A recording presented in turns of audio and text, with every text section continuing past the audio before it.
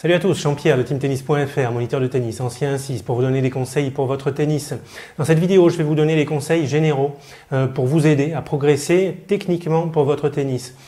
D'entrée, avertissement, la technique c'est pas tout au tennis. Il y a des joueurs qui en ont rien à faire, il y a des joueurs pour qui c'est le truc le plus important.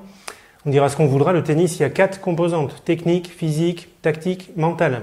En fonction du niveau de jeu qu'on a, on n'a pas besoin de travailler de la même façon chaque composante. Plus on débute, plus on a besoin de travailler la technique. Et même quand on a un bon niveau de jeu, même si je ne sais pas trop ce que c'est, un bon niveau de jeu, on peut quand même se traîner des défauts et il arrive un moment, ça nous limite et on est obligé de se dire, bon, il faut vraiment ce coup-là, je le travaille techniquement. Donc voilà, tout le monde n'a pas besoin de travailler la technique autant. Mais il ne faut pas perdre de vue qu'il n'y a pas, que la technique, ça sert à rien ou que la technique c'est tout. C'est une des composantes du tennis. Il faut tout travailler en fonction du niveau de jeu qu'on a. Bon, la technique c'est le plus important quand on débute, parce que si on apprend à jouer au tennis tout seul, on a beau être doué, on va prendre des défauts, et plus on attend longtemps avant de corriger les défauts, plus ils sont ancrés les défauts, plus c'est dur de les changer. Donc, si vous débutez, il faut prendre des cours de tennis avec un moniteur diplômé d'État et regarder des vidéos aussi. Tout ça, ça va vous donner des infos sur la technique pour savoir ce qui est bien dans votre jeu et ce qui est pas bien. Il y a des moments où les débutants, ils croient faire des super coups, ils se rendent pas compte qu'en fait c'est juste un méga coup de bol. Et donc, prendre des cours, ça va vous aider à y voir clair dans tout ça, à vous dire ça, ah oui, bon d'accord, ça s'est passé, mais en fait c'est pas vraiment comme ça qu'il faudrait faire. Voilà, pour savoir ce que vous faites bien, ce que vous faites pas bien, y voir clair comme ça, au moins savoir ce qu'il faut faire, à quoi ça ressemble la technique générale au tennis. Il faut prendre des cours. Ensuite, par rapport aux cours, il y a un problème, hein, c'est de rentrer dans un état d'esprit un peu, j'appellerais un mode consommateur. C'est-à-dire, je paye des cours, automatiquement je me dis il va y avoir des progrès. Il suffit que j'aille en cours, j'écoute ce qu'on me dit, je le fais, j'écoute ce qu'on me dit, je le fais. Ça va marcher tout seul, un manque de bol, c'est pas comme ça que ça marche. Ce serait trop facile. Donc, pour faire simple, ce que je vous conseille de faire, c'est de considérer les cours, ça peut vous sembler bizarre comme truc, mais comme du bonus pour vos progrès. Le plus gros de vos progrès, il faut vous dire que ça doit venir de vous, de votre envie de jouer, de votre envie de faire évoluer votre jeu. Le tennis, vous savez à quoi ça ressemble. Il y a des matchs à la télé, vous voyez ce que font les pros. Tout joueur, les jeunes qui débutent, ils veulent jouer comme les pros. Pour tout le monde, c'est pareil. Ils font des cours croisés, ils font des lifts, ils font des attaques longue ligne, ils font n'importe quoi. Quelqu'un qui a envie de jouer, qui a envie de progresser, il a envie de faire tout ça. Et il faut avoir cette envie quand on va sur le terrain. Il n'y a pas besoin du prof pour avoir cette envie de jouer. Il faut vraiment avoir cette envie forte qui va faire que ça, déjà c'est vous comme ça qui allez faire des progrès tout seul et le prof il est juste là en plus pour vous aider comme ça dans votre pratique. Donc le prof c'est pas l'essentiel, les leçons c'est pas l'essentiel. Moi quand j'ai progressé, je ferai une vidéo qui explique comment j'ai progressé au tennis. On était avec des jeunes qui avaient le même niveau de jeu que moi, il y en a, ils ont pris je sais pas combien d'heures de leçons individuelles, j'ai jamais pris une heure de leçon individuelle et je suis passé devant, voilà, parce que je m'entraînais, j'étais dans un autre état d'esprit là. Alors, autre chose, par rapport à la compétition, je vous déconseille, si vous débutez, de vous lancer trop tôt dans la compétition. Pourquoi ? Parce que ça risque de vous faire avoir une mauvaise technique. Si on n'a pas une bonne technique, déjà une technique, on va dire correcte avant d'aller en compétition, ce qui va se passer, arriver en match, on va vouloir absolument mettre la balle dans le terrain. On va avoir plutôt peur de faire la faute. Et du coup, ça va nous faire avoir une technique crispée, des petits gestes très contrôlés, comme ça, on va pas oser avoir de l'amplitude gestuelle. Bref, ça nous fait avoir une mauvaise technique, on va avoir un classement, après on va être pris au piège par ce classement, on va pas vouloir le perdre. Donc là, après, c'est mal parti. Donc, avant d'aller faire des matchs, je vous conseille d'avoir déjà une bonne technique globale de base et après vous y allez. Parce que pour progresser, il faut passer par des phases d'entraînement où on fait des fautes. On essaye de faire des choses, on fait des fautes, ça marche pas, on corrige et petit à petit, en essayant d'avoir la bonne technique qu'on a apprise, on finit par mettre la balle dedans. Et il faut passer par cette phase qu'on va zapper un peu là si jamais on va trop vite en match. Donc pas trop vite dans les matchs. Alors ensuite, quand vous décidez sur le terrain de travailler un truc techniquement, il faut vous mettre dans les bonnes conditions pour pas perdre du temps. Parce qu'on peut passer des heures à jouer au tennis sans faire aucun progrès. Dans les bonnes conditions, ça veut dire plus vous avez de difficultés sur un coup, plus il faut que la vitesse et les trajectoires de balle elles soient adaptées à la difficulté, à ce que vous avez besoin de travailler. Si vous avez beaucoup de difficultés, que les balles elles vont super vite, à gauche, à droite, devant, derrière, vous n'allez pas être dans de bonnes conditions pour travailler. Donc il faut adapter la vitesse et les trajectoires de balle à vos difficultés, à votre niveau de jeu là sur le coup que vous voulez travailler.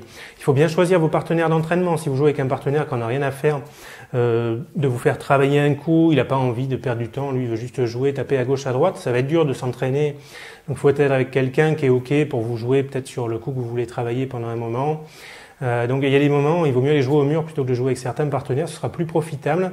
Le mur, c'est un super outil pour s'entraîner techniquement, parce que là, c'est vous qui décidez déjà de la qualité des balles que vous avez à jouer. Vous décidez de la vitesse, vous décidez de la hauteur, vous voulez travailler les balles hautes, vous faites des balles hautes, vous travaillez les balles hautes. Une fois que vous vous sentez à l'aise, vous pouvez mettre un petit peu plus de déplacement. C'est vraiment super le mur. Il y a un truc qui est hyper important, c'est de frapper beaucoup de fois dans la balle. Quand on veut s'entraîner. Et ça, le mur, c'est super. Hein. C'est pas lui qui va faire la faute. Là, vous allez frapper beaucoup de balles. Moi, une fois, je m'étais amusé à compter sur une séance régularité. J'avais tapé 600 fois en 1 heure dans une balle. Si vous tapez 600 fois pendant 1 heure dans une balle avec des intentions de jeu précises, en étant bien concentré, pas en pensant à autre chose, ça va être beaucoup plus profitable que si vous tapez 50 fois dans 1 heure dans la balle, parce que les balles elles sont trop dures à jouer, parce qu'il y a plein de fautes. Donc il faut taper beaucoup de fois dans la balle. Ça, c'est vraiment un repère intéressant pour voir si la séance elle peut vous servir à quelque chose. Si vous travaillez plutôt des sensations, la régularité, c'est sûr que si on fait des coups d'attaque, c'est normal que ça abrège les échanges. Après, quand vous travaillez un truc, quand vous travaillez votre technique, il faut travailler une seule chose, un truc précis. Vous savez peut-être que vous avez plusieurs défauts, je sais pas, sur le revers, en préparation, en accompagnement. Si sur le même geste, vous essayez de penser à plusieurs choses, c'est trop compliqué. Un geste, ça dure moins de 2 secondes. Le cerveau, il faut se placer, il y a la balle qui arrive. Bref, c'est trop compliqué. Donc, il faut travailler un seul truc à la fois. Sinon, vous allez vous disperser, vous allez perdre du temps. Pendant 10-15 minutes, en fonction de la difficulté du truc que vous avez à travailler, vous vous concentrez là-dessus. Quand vous sentez que ça commence à venir, il faut arrêter de penser au geste. Il faut basculer au niveau concentration sur des intentions de jeu. Où est-ce que je veux mettre la balle? Sur quelle zone? Peut-être travailler avec des cibles. Quelle hauteur? À quelle hauteur je veux faire passer la balle? Avec quelle vitesse? Avec quel effet? Donc la balle, il faut basculer la concentration sur la balle que vous voulez produire, pas sur le geste que vous êtes en train de faire. Parce que j'enchaîne sur une idée, sur l'idée suivante, c'est qu'au tennis, il faut pas trop réfléchir. On le sait, dès qu'on fait des matchs, plus on réfléchit, plus c'est fini. Et pour la technique, c'est pareil. Donc la technique, on veut se concentrer dessus vraiment quand on est obligé, et si on peut, on évite. Parce que plus on se concentre sur sa technique, plus on casse son jeu, ça faut le savoir. Donc l'objectif pour votre technique, c'est qu'elle soit inconsciente. C'est le geste, c'est de l'automatiser, de le faire sans s'en rendre compte. Et si vous pensez tout le temps à votre geste, si vous vous concentrez tout le temps sur votre forme gestuelle, vous vous empêchez de basculer en mode inconscient, en mode automatique. Donc pour basculer en mode automatique, mode inconscient, on rebascule sur la concentration, sur des intentions de jeu, des cibles, des zones à viser. Je suis frappé de voir souvent les joueurs qui sont débutants, 4e série, à quel point ils sont dans la réflexion sur des détails et techniques. Des fois, j'ai des questions par mail avec des questions ultra précises. À quel angle je dois mettre la raquette, sur telle hauteur de balle. C'est impossible de progresser en se posant des questions comme ça, hyper techniques. Les bons joueurs, ils réfléchissent pas. Ils ont jamais réfléchi d'ailleurs à ce point dans le détail technique pour avoir une bonne technique. C'est ça qui leur a permis d'avancer. Quand on est complètement perdu dans le détail, c'est impossible d'avancer parce qu'au tennis, les gestes sont tout le temps différents. Les gestes vont très vite. Ça joue très vite, la balle arrive vite, faut se placer, il y a plein de trucs auxquels il faut penser en même temps et c'est impossible de se dire sur telle balle je fais tel geste, sur telle balle je fais tel geste. Il faut tout le temps être en train de s'adapter. En fait, on apprend un geste global et après ce geste, on va pas pouvoir faire tout le temps le même geste. Ça, c'est hyper important de le savoir parce que les balles sont pas toutes les mêmes. Donc le geste du coup droit, en gros, là, ça ressemble à ça. Avec le placement, là, je peux pas montrer tout le geste. Mais après, en fonction de la balle, en fonction de mon intention de jeu, tout ça, ça va s'adapter. Si j'ai pas pu réussir à bien me placer, le geste, ça va peut-être être ça. Je vais pas pouvoir faire ma fin de geste. Je vais pas pouvoir bien faire mon accompagnement. On en a rien à faire. C'est impossible d'être bien placé tout le temps. C'est impossible d'avancer tout le temps. Il y a des moments où on est en déséquilibre. On essaye juste de contrôler le déséquilibre, de pas tomber quand on est en train de frapper la balle. Donc, il y a le geste global et il y a ce qu'on peut faire en fonction de la situation de jeu. Donc il faut pas chercher à avoir une technique rigide et à faire tout le temps là absolument le même geste avec le même jeu de jambes, c'est impossible. Pour finir, je vais m'arrêter là-dessus sur cette vidéo. Il faut être patient. Impossible de progresser, d'ailleurs dans n'importe quel domaine, en étant impatient parce que ça vient tout perturber. On veut que ça aille trop vite, on fait n'importe quoi. En étant impatient, en fait, on va perdre plus de temps que si on est patient, on prend le temps comme ça de faire des progrès tranquilles. Je prends l'exemple de si on veut améliorer sa puissance au tennis. On imagine qu'il y a plusieurs niveaux de puissance, 0, 1, 2, 3, 4, comme ça. Et puis, je suis au niveau de puissance 2, admettons. Et je veux gagner en puissance. Donc, ce serait une grosse erreur de me dire, tiens, je veux passer du 2 au 5 directement. Bam. J'ai pas que ça à faire, moi je veux gagner de la puissance. Ça va pas être bon parce que ça va pas être bon. Ce qu'il faut faire, c'est travailler progressivement. On peut pas brûler les étapes, c'est comme ça. On est au niveau 2, on a de la sécurité avec la puissance niveau 2. On va chercher à grappiller juste un peu de puissance en gardant de la sécurité. Mon objectif, c'est de passer au niveau 3.